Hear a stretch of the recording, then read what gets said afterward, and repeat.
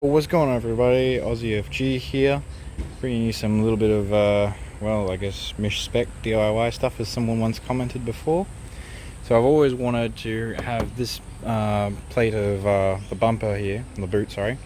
Always wanted to have that debadged and have a clean flush piece there, just like you can see on the actual front end, looking a little something like this for context.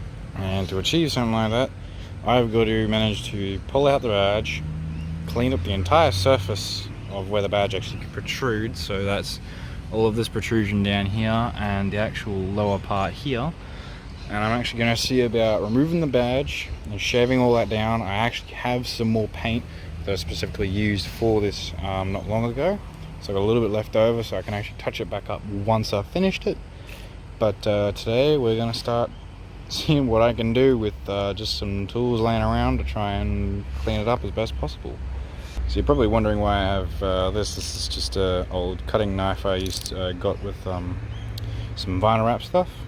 And the reason I use this is because it's actually got a pretty rigid top end that's plastic and not very high scratching. I use this usually to pry off plastics and bits and pieces when I'm working with stuff.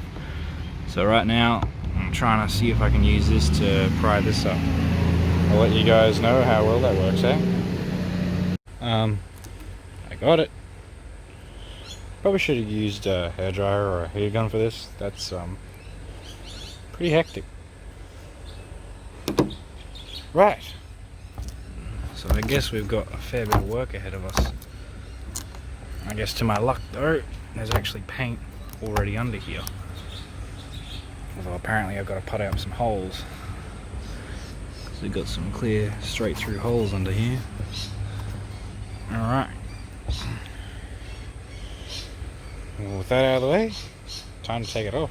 Alright, just in case you guys are curious and haven't actually taken that bar off before, it's up under here and you're looking for 4 of these, which will be across in each hole. You want to undo all those. I believe it's actually just a small 10mm socket piece. Alright, once all of those are undone, well, there you go. There's your proof in the pudding. Looks like I've got some cleanup work to do here. Alright, disassembling this.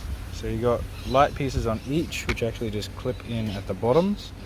So generally you can just unclip those. So if I quickly show you, yep, release the clip there and it all pops out. And then these parts just here twist out. That's the light globe. You want to do that for each side, and then in here you gotta get a different angle. To actually release it, you gotta reach under, because the clip to release it is on that side over there. So you kind of got to pinch it and pull back this way to get that out. And just like that. So we got all the wires with light 1, the center switch, and light 2. And the actual assembly here with the light cases in them, I just left them in to keep them safe. And the actual button, which is what you use to release it. Mine's red because I painted over it like a lazy bum. So yeah, let's take this into the workshop and see what I can do.